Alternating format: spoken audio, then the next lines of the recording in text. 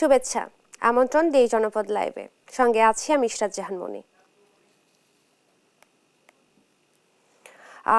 শুরুতেই জানবো বাজার পরিস্থিতি। সরবরাহ বাড়ায় ময়মনসিংহে কমেছে শীতকালীন শাকসবজির দাম, কিছুটা স্বস্তিতে সাধারণ মানুষ। বিস্তারিত জানাতে যুক্ত হচ্ছেন সহকর্মী ইলিয়াস আহমেদ।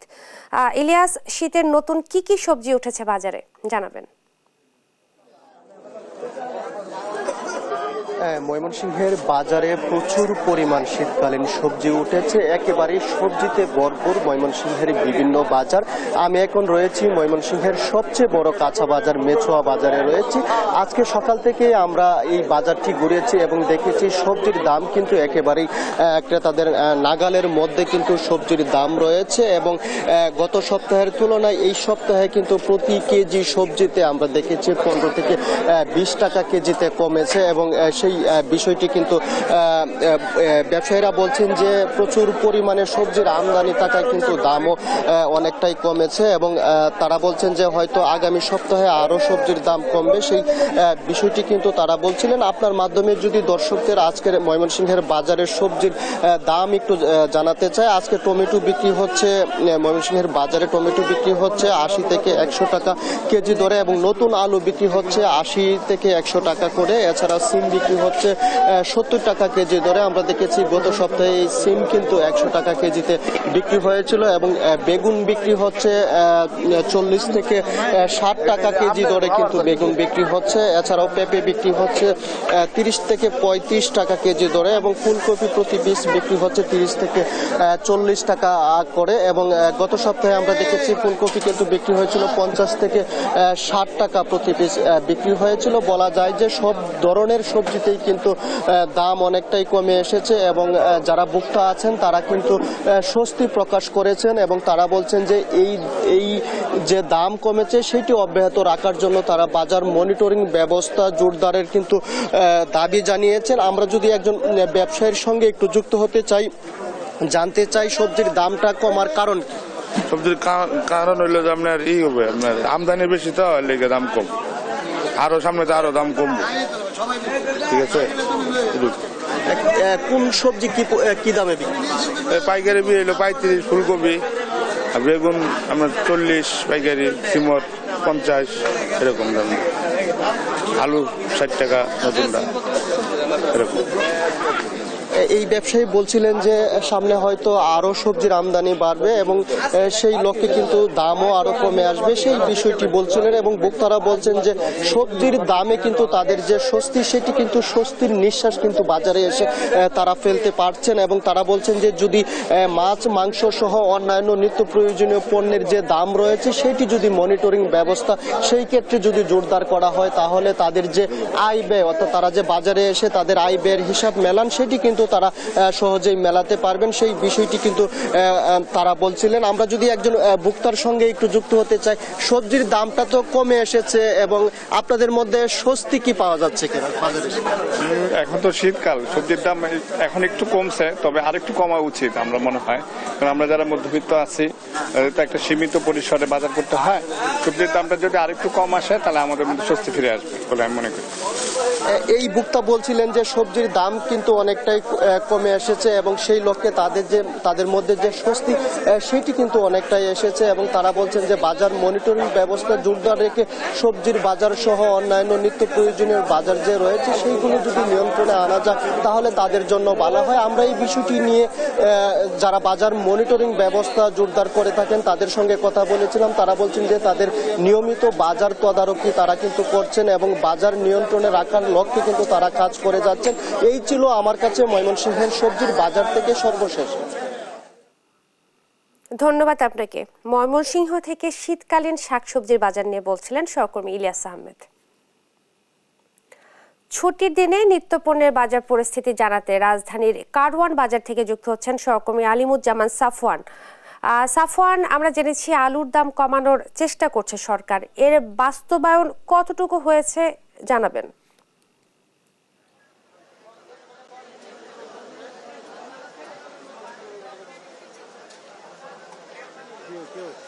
জি ইশরাত, ধন্যবাদ আপনাকে। আমরা কিছুক্ষণ আগে যেমনটি জানিয়েছি যে আজকে কারণ বাজারে আলু, নতুন আলু যেটি রয়েছে সেটির কেজি বিক্রি হচ্ছে 70 থেকে 80 টাকা।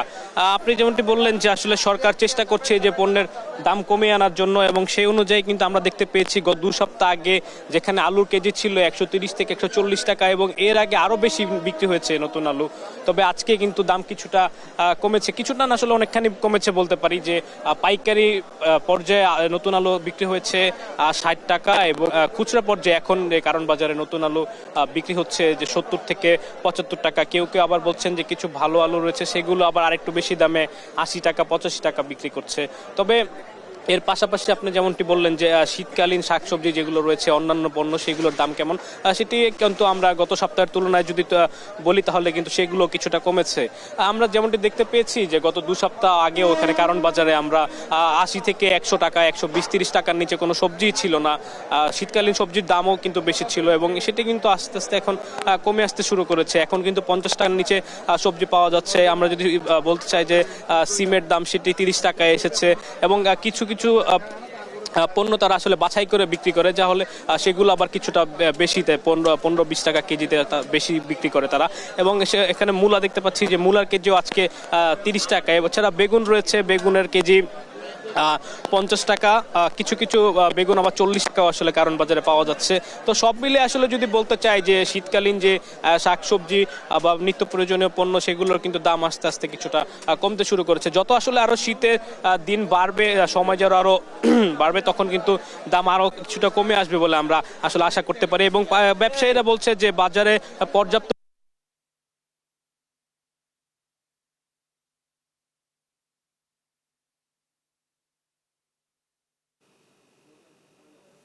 ধন্যবাদ আপনাকে। কারওয়ান বাজার থেকে নিত্যপণ্যের বাজার পরিস্থিতি জানাচ্ছিলেন সহকর্মী আলিমুজ্জামান সাফওয়ান। নোয়াখালীতে নিত্যপণ্যের বাজার সম্পর্কে বিস্তারিত জানাতে যুক্ত হচ্ছেন সহকর্মী মাওলা সুজন। সুজন, মাছ মাংসের বাজার কেমন দেখছেন সেখানে জানাবেন। ইশরাত, আমি এখন দাঁড়িয়ে আছি নোয়াখালী শহরের একমাত্র বাজার, যে নোয়াখালী পৌর বাজার নামে যেটি স্থানীয়ভাবে পরিচিত, সেই বাজারে। তা আপনি নিশ্চয়ই দেখতে পাচ্ছেন যে এই মুহূর্তে আমি যে গরু মাংসের বাজারে প্রবেশ করছি, এখানে ক্রেতাদের মোটামুটি একটা ভিড় লক্ষ্য করা গিয়েছে। তো আজকে সকাল থেকে দেখা গিয়েছে যে এই গরু বাজারে প্রতি কেজি গরুর মাংস বিক্রি হচ্ছে 750 টাকা কেজি দরে। অপরদিকে খাসির মাংস বিক্রি হচ্ছে 1000 থেকে 1100 টাকা কেজি দরে। তা আসলে এটি ক্রেতাদের সাথে কথা বলে যেদিন জানতে পেরেছি যে গরু মাংস কিনাটা এখন ক্রেতাদের কাছে একটা বিলাসিতা বলে মনে হচ্ছে, কেননা তারা বলছে যে 750 টাকা বা 800 টাকা কেজি দরে গরুর মাংস খাওয়ার মতো যে অ্যাবিলিটি থাকার কথা দেশের মানুষের, এখন সেই মুহূর্তে সেই অ্যাবিলিটি দেশের মানুষের নেই বলে তারা জানিয়েছেন। বিশেষ করে নিম্ন শ্রেণী এবং মধ্যবিত্ত শ্রেণী যারা রয়েছেন তারা জানিয়েছেন যে এত 750 টাকা এবং 800 টাকা কেজি দরে গরুর মাংস খাওয়াটা তাদের পক্ষে একটি অসম্ভব হয়ে দাঁড়িয়েছে। এটি এখন উচ্চবিত্ত এবং উচ্চবিত্তের চাইতে যারা বিত্তশালী রয়েছে তাদের পণ্য হিসেবে গণ্য হচ্ছে। অপরদিকে খাসির মাংসের বাজারও একই পরিস্থিতি। তো আমি এখন গরুর মাংসের বাজার নিয়ে একজন ক্রেতার সাথে কথা বলবো যে আপনি গরুর মাংসের বাজার কত করে দেখছেন, এবং যে দাম রয়েছে এটা কি আসলে সাধারণ মানুষের নাগালের ভিতরে কিনা? এখন বাজারে গরুর মাংসের দাম চলছে 750 টাকা করে। যদিও সাধারণ মানুষের একটু কষ্ট হয়, তারপরে একটু স্বর্ণ পর্যায়ে আছে বলে মনে হচ্ছে আমার কাছে। বাজার মনিটরিং ব্যাপার প্রশাসনের কাছে কোনো দাবি রয়েছে কিনা?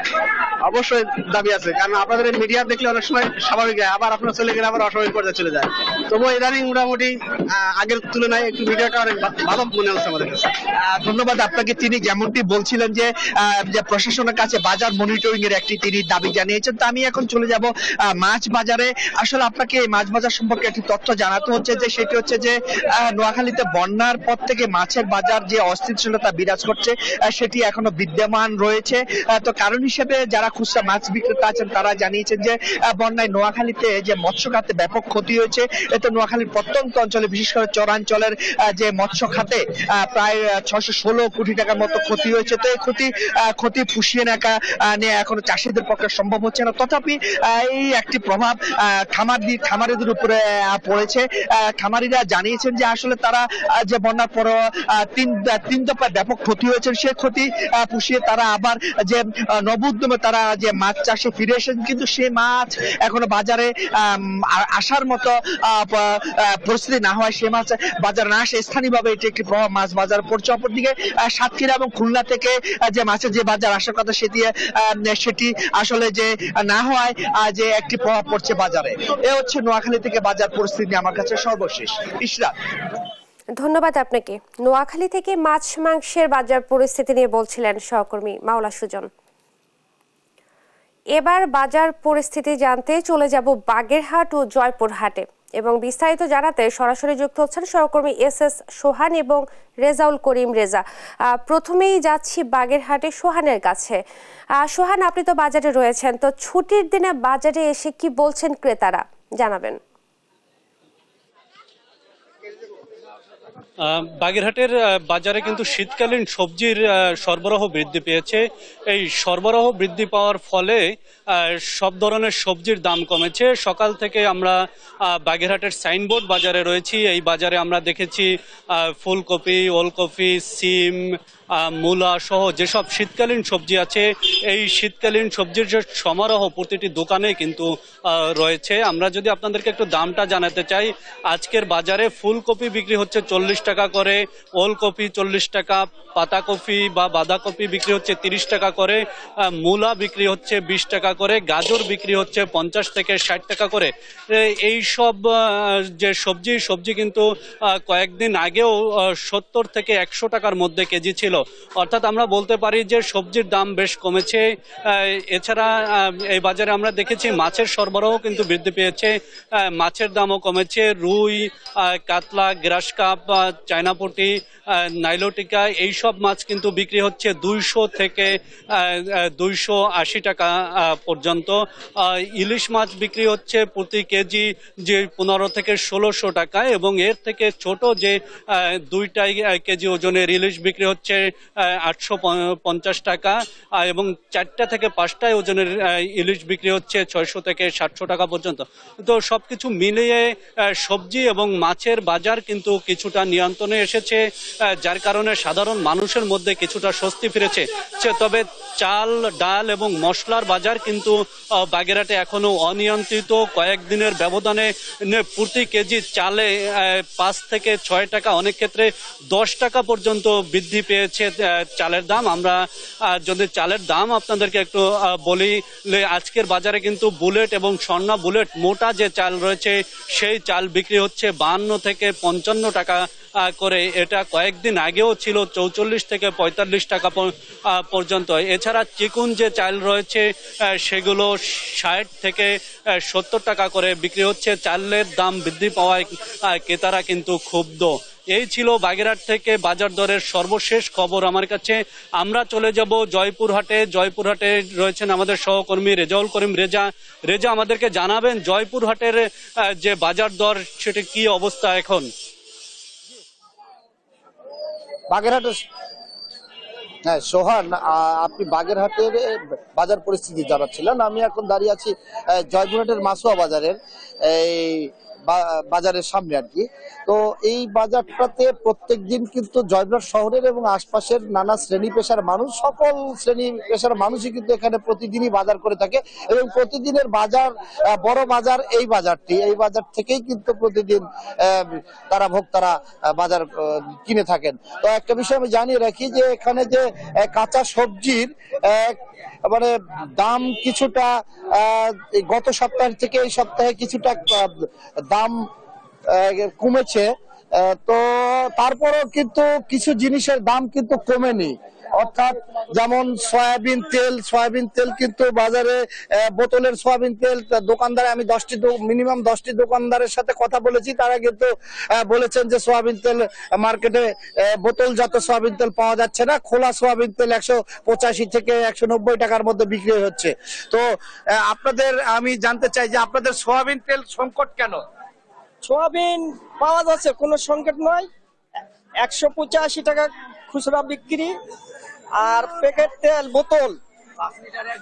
বোতল আপনার লীলাকালা 5 লিটার 2 লিটার লীলাকালা ওদের প্রোডাক্ট নিতে হবে, আটা এবং চাল, মসুর ডাল এগুলা নিতে হবে, এই জন্য আমরা নিচ্ছি না। মানে অন্য পণ্যের সঙ্গে সয়াবিন তেল নিতে হবে, এই জন্য আপনারা নিচ্ছেন না, এই জন্য মার্কেটে সম্পদ। হ্যাঁ, নিচ্ছি না। আচ্ছা, তো আমি একজন এখানকার ভোক্তার সাথে কথা বলে জানতে চাই যে আপনি তো বাজার করতে এসেছেন। হ্যালো, আসসালামু আলাইকুম। আমি বাজার করতে আসছি, একটা মাসুয়া বাজার। বর্তমানে এটা সিজন, এটা সবজির সিজন, তবুও আলু, পুরাতন আলু 70-80 এবং নতুন আলু 100-110 এরকম। হ্যাঁ, তো বর্তমানে এই সবজির সিজনে যদি এরকম দাম হয় তাহলে এই সাধারণ ক্রেতা আমরা যারা, তাহলে আমাদের পক্ষে অনেক অসুবিধা। তাই আমার পক্ষ থেকে দাবি যে ভোক্তা অধিকার যারা আছে এবং আইন প্রয়োগকারী সংস্থা, তারা এই বাজারটা মনিটরিং করে দেখুক, যেন আমরা সাধারণ মানুষ একটু কম দামে কিনতে পারি, আমাদের কেন স্বস্তি হয়। তো আরেকটা বিষয় যে জয়পুরহাটের কিন্তু এই চালের দাম কিন্তু 4 থেকে 5 টাকা কিন্তু এই এক সপ্তাহের মধ্যে কিন্তু বেড়েছে। পাশাপাশি কিন্তু বলা যায় যে একটা জিনিস যদি কমে যায় বা 2-5টা জিনিস কমে যায়, 10টা জিনিসের দাম কিন্তু লাফিয়ে লাফিয়ে বাড়ে। তো আপনারা তো কাঁচা সবজির বিক্রেতা, তো আপনার এখানে এইটা তো সিজন, তাই না? এই সবজি এবং নতুন আলু মানে এই দাম কমছে না কেন? কাঁচা বাজার সবজি এমন একটা জিনিস, এটা জমির ফসল হয়, এটা মেশিনের জিনিস নয় যে আপনি মেশিনে ছাবালে না দিলেন। আল্লাহ যদি ফসলের জমি দেয়, আবাদও যদি হয়, বাজারে আমদানি হলে দাম কমবে, আমদানি না হলে দাম বৃদ্ধি হবে। এইটি নয় যে সব মালের দাম কমবে, একটার দাম কমবে, দুটার দাম বাড়বে, দুটার দাম কমবে, চারটার দাম কম বেশি হবে। কোনো সরকার, কোনো কৃষক নাই যে এক মালের দাম সব একুরেট ফেলাবে। আর আমাদের এই বাজারে আমরা 125 জন আমরা দোকানদার আছি, ছোট বড় সবাই মিলে। আমাদের এই বাজারে আজ থেকে 2-3 দিন আগে আমাদের সবাই তুলে দিছে। এক একটা দোকানে 2-3টা করে এনজিও আছে, একটা পরিবারে 8-10 জন খানিয়ালা আছে। এই ব্যক্তিরা অসহায় হয়ে গেছে, কোথায় যাবে, কি করে খাবে, এই ব্যবস্থা যেন সরকার আমাদের করে দেয়, সহযোগিতা যেন করতে পারে। ধন্যবাদ। তো একটা বিষয় আমি জানিয়ে রাখি যে গত কিন্তু এই 10-11 তারিখ থেকে কিন্তু এই জায়গাতে কিন্তু ফুটপাতে যে দোকানগুলো, কাঁচা বাজারের সবজির দোকানগুলো ছিল, সেগুলো কিন্তু এখানে পৌর কর্তৃপক্ষ এবং জেলা প্রশাসনের সিদ্ধান্ত মতে কিন্তু এগুলো উঠানো হয়েছে এবং তাদের কিন্তু বসতে দেওয়া হয়নি। এবং জনগণ কিন্তু একটি সাধুবাদ জানিয়েছেন, কিন্তু ক্ষতিগ্রস্ত মনে করছেন যে এই সাধারণ ক্ষুদ্র ব্যবসায়ীরা। তো সর্বোপরি বলা যায় যে ভোক্তা অধিকার এবং সরকারি সংস্থাগুলোর মনিটরিং ব্যবস্থাটা জোরদারের দাবি এখানকার সাধারণ ভোক্তাদের। এই ছিল আমার জয়পুরহাট থেকে বাজার পরিস্থিতি নিয়ে সর্বশেষ। আমি এখন স্টুডিওতে ইসরাতের কাছে চলে যাচ্ছি। ইসরাত, আপনাদের দুজনকে অসংখ্য ধন্যবাদ। বাগেরহাট ও জয়পুরহাট থেকে সেখানকার বাজার পরিস্থিতি নিয়ে বলছিলেন সহকর্মী এস সোহান এবং রেজাউল করিম রেজা। এবার অন্য প্রসঙ্গ, মাদারীপুরে বেড়েছে ডেঙ্গুর প্রকোপ। বিস্তারিত জানাতে যুক্ত হচ্ছেন সহকর্মী শিব শঙ্কর রবি দাস। রবি, ডেঙ্গুতে আক্রান্ত রোগীর সংখ্যা কেমন দেখছেন এবং হাসপাতালে পর্যাপ্ত চিকিৎসা অব্যাহত আছে কিনা সব মিলিয়ে জানাবেন। হ্যাঁ ইশরাত, আপনি যেমনটা বলছিলেন, স্বাস্থ্য মন্ত্রণালয় থেকে কিন্তু এই মাদারীপুর জেলাকে কিন্তু এবছর ডেঙ্গুর জন্য রেড জোন ঘোষণা করা হয়েছে এবং সেই রেড জোন ঘোষণা করার কারণে কিন্তু এবছর আমরা দেখেছি যে এই বছর চলতি মৌসুমে আমাদের এই মাদারীপুর জেলায় কিন্তু এবছর হাসপাতালে যে ডেঙ্গু রোগী এসেছে তাতে কিন্তু 1200-র উপরে এ পর্যন্ত এই মৌসুমে ডেঙ্গু রোগী আমাদের এই মাদারীপুরে এসেছে এবং তার মধ্যে সদর হাসপাতালে রয়েছে অর্ধেকের বেশি। এবং আমি এখন রয়েছি শিবচর উপজেলা স্বাস্থ্য কমপ্লেক্সে এবং এই শিবচর উপজেলা স্বাস্থ্য কমপ্লেক্সে কিন্তু এ পর্যন্ত 200+ ডেঙ্গু রোগী ভর্তি হয়েছে, তার মধ্যে একজন রোগী মৃত্যুবরণ করেছে এবং প্রতিদিনই 1-2 করে ডেঙ্গু রোগী হাসপাতালগুলোতে আসছে এবং তারা কিন্তু চিকিৎসা সেবা নিয়ে অনেকে ফিরেও যাচ্ছে। তবে অনেক রোগীরা কিন্তু আবার আমাদের কাছে অভিযোগও করেছেন যে হাসপাতালগুলোতে পর্যাপ্ত পরিমাণে নোংরা পরিবেশ রয়েছে এবং কি মশারির ব্যবস্থা খুব একটা নেই, এই ধরনের অভিযোগও কিন্তু করেছেন। তবে স্বাস্থ্য বিভাগ থেকে বলেছে তারা কিন্তু এই ডেঙ্গু রোগীদের চিকিৎসা দিতে হিমশিম খাচ্ছেন এবং সেই ডেঙ্গুর সাথে সাথে কিন্তু অন্যান্য শিশু রোগীদের সংখ্যা কিন্তু ডায়রিয়া সহ অন্যান্য শিশু রোগের সংখ্যা বেড়ে যাওয়ায় তারাও কিন্তু অনেকটা হিমশিম খাচ্ছেন। এবং এই ডেঙ্গু রোগ প্রতিরোধী কিন্তু স্বাস্থ্য মন্ত্রণালয় আমাদেরকে যেটা বলেছেন, তারা কিন্তু সবাইকে সচেতন হওয়ার পরামর্শ দিয়েছেন, যাতে বাড়ির আশপাশে কোনো পানি বা নোংরা পরিবেশ না থাকে সে বিষয়ে কিন্তু আমাদেরকে স্বাস্থ্য বিভাগ আমাদেরকে জানিয়েছেন। ইশরাত, এই ছিল আমার কাছে সর্বশেষ।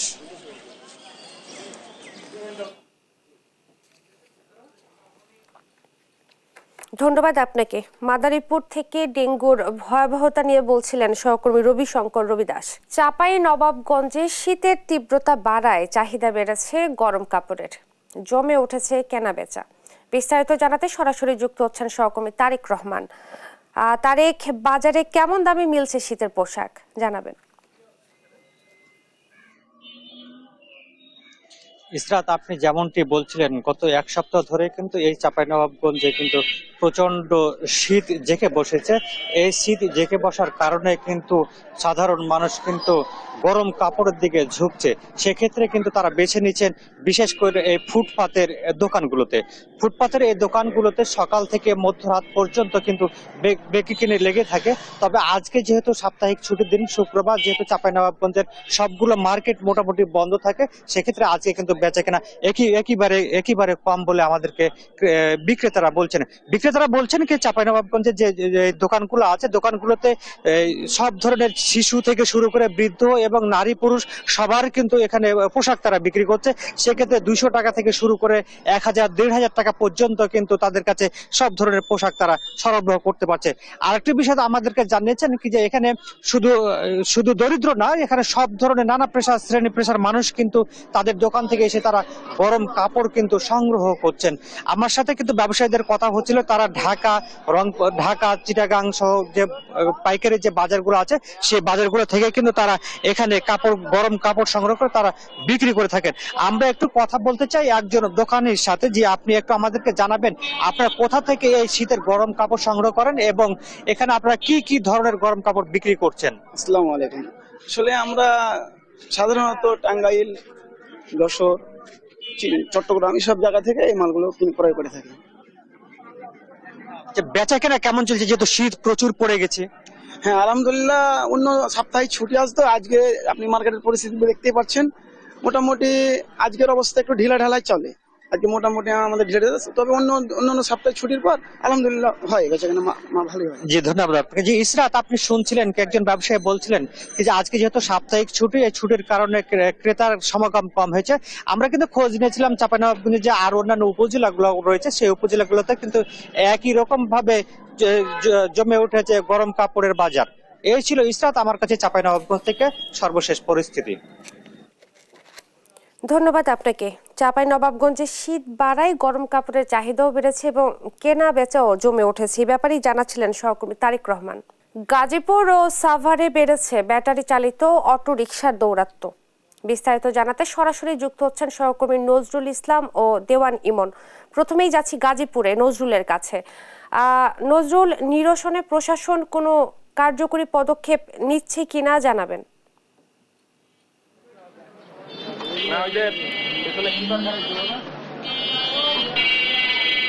ধন্যবাদ আপনাকে। আপনি যেমনটা বলছিলেন, আপনি জানেন যে গাজীপুর শহর এবং সব জায়গায় কিন্তু আপনি যাত্রী বেড়াচ্ছেন ব্যাটারি চালিত ইজি বাইক বা 3 হুইলার দিয়ে, জাতীয় মোটরে চালিত যে গাড়িগুলো রয়েছে সেগুলা।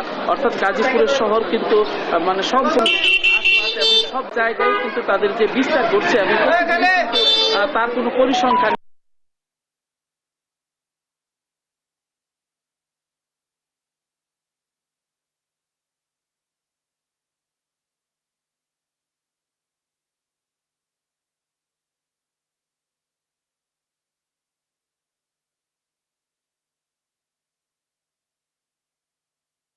এই জায়গায় কিন্তু আপনার যে গাজীপুরের যে গুরুত্বপূর্ণ যে পয়েন্টগুলো রয়েছে সে সমস্ত পয়েন্টগুলোতে কিন্তু আমরা দেখতে পেয়েছি যে এবং দাপটে বেড়াচ্ছেন কিন্তু ব্যাটারি চালিত অটো রিক্সা বা ইজি বাইক যেগুলা আছে সেই সমস্ত রিক্সাগুলো। কিন্তু প্রশাসনের তরফ থেকে কিন্তু বারবার উদ্যোগ নেওয়া হলেও তারপরেও কিন্তু এগুলো আমরা আবারও দেখতে পাচ্ছি যে ফিরে ফিরে আসছে এই সমস্ত ব্যাটারি চালিত অটো রিক্সা বা ইজি বাইক।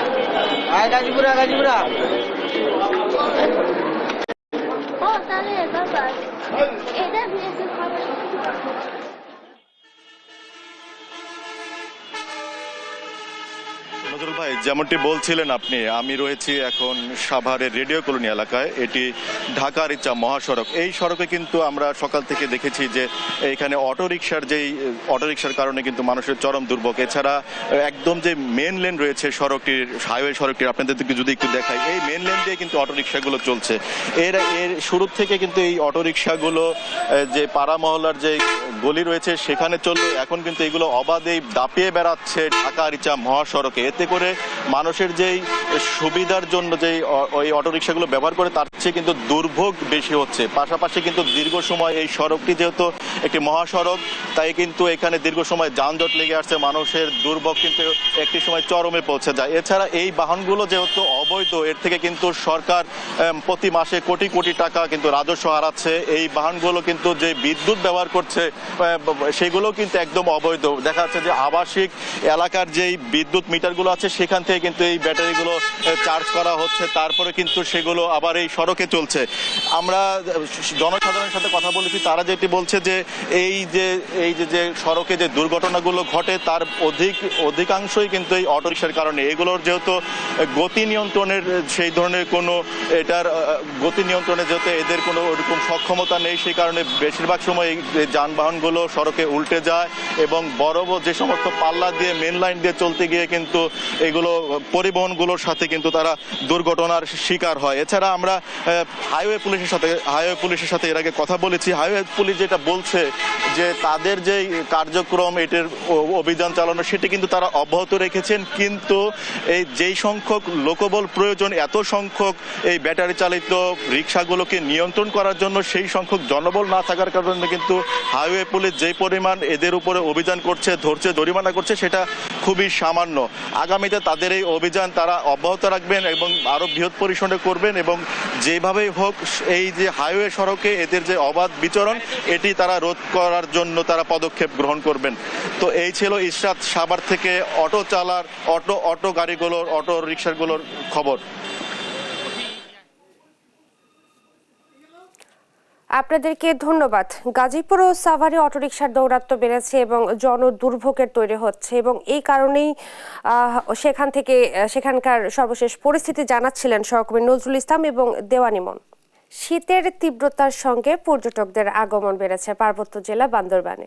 বিস্তারিত জানাতে সরাসরি যুক্ত হচ্ছেন সহকর্মী আবুল বাশার নয়ন। এই যে পর্যটকদের আনাগোনা বেড়েছে, তো রিসোর্ট ও পরিবহন মালিকদের ব্যবসা বাণিজ্য কেমন দেখছেন জানাবেন। আসলে সংকট কাটিয়ে বান্দরবানের পর্যটনের চাকা আবারও ঘুরতে শুরু করেছে।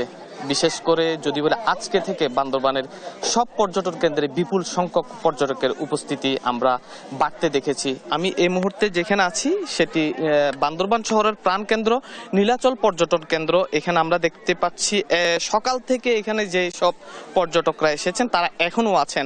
অর্থাৎ পাহাড় মেঘের যে মিতালি, সকালের যে এখানকার প্রকৃতিটি যেভাবে নতুন করে সেজে ওঠে, সেই প্রকৃতি দেখার জন্য আসলে এখানে দেশের বিভিন্ন প্রান্ত থেকে মানুষ এসে এখানে উপস্থিত হয়েছেন। এখানে বিভিন্ন বয়সী নারী পুরুষ থেকে শুরু করে শিশুরাও রয়েছেন। আমরা দেখতে পাচ্ছি এখানে আসলে এখনো পর্যন্ত ঢল রয়েছে পর্যটকের যে উপস্থিতি, ব্যাপক পর্যটকের উপস্থিতি আমরা দেখতে পাচ্ছি।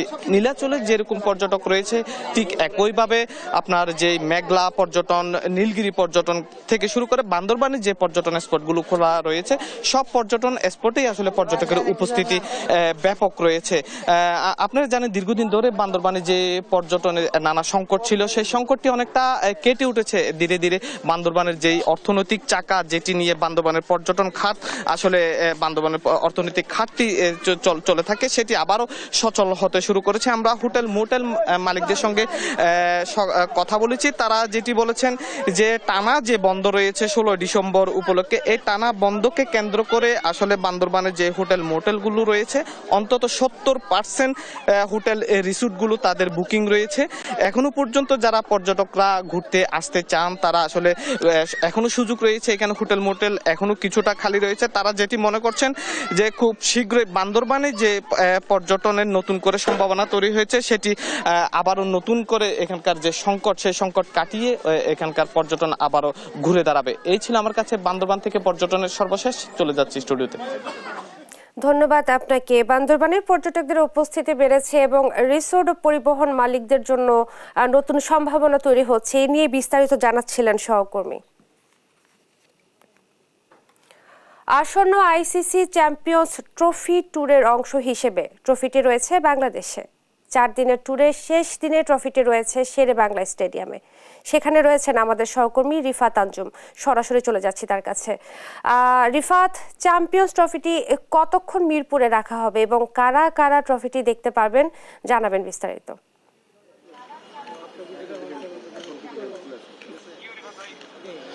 মনি, আসলে যেটা যেমন জানাচ্ছেন যে ট্রফি ট্যুরের অংশ হিসাবে আইসিসি চ্যাম্পিয়ন্স ট্রফির যে ট্রফিটা সেটা বাংলাদেশে রয়েছে। 4 দিনে যে একটা ট্রফি ট্যুরের একটা অংশ, আইসিসি যে ইভেন্টগুলো হয়,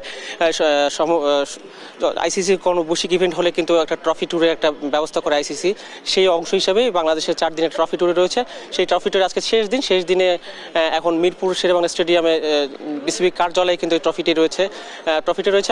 সকাল 11টা থেকে ট্রফিটি এখানে রাখার কথা ছিল, তবে এখন পর্যন্ত ট্রফিটি এখন আসেনি, হয়তো কিছুক্ষণের মধ্যে পৌঁছে যাবে।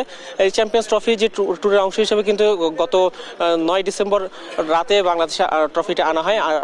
এরপরে ট্রফিটি নিয়ে যাওয়া হয় কক্সবাজারে। সেখানে লাবণী বিচ পয়েন্টে সেখানে কিন্তু রাখা হয়, দর্শকদের জন্য ছবি তোলার ব্যবস্থা করা হয়। সেখান থেকে 11 তারিখ শেষ হওয়ার পরে গতকাল 12 তারিখ সেটি ঢাকায় যে মিরপুর বসুন্ধরা সিটি কমপ্লেক্সে রাখা হয়েছিল। সেখানে ট্রফির সাথে সবাই ছবি তোলার সুযোগ পেয়েছিল।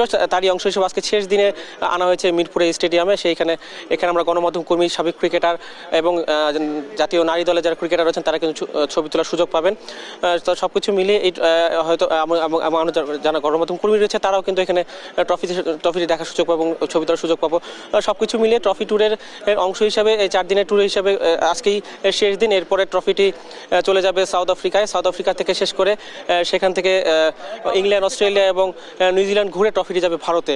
তো সব কিছু মিলিয়ে হয়তো বা এর আগে সর্বশেষ 2017 সালে যখন চ্যাম্পিয়ন্স ট্রফি হয়েছিল, সেই চ্যাম্পিয়ন্স ট্রফিতে কিন্তু সেবারও কিন্তু বাংলাদেশে আনা হয়েছিল।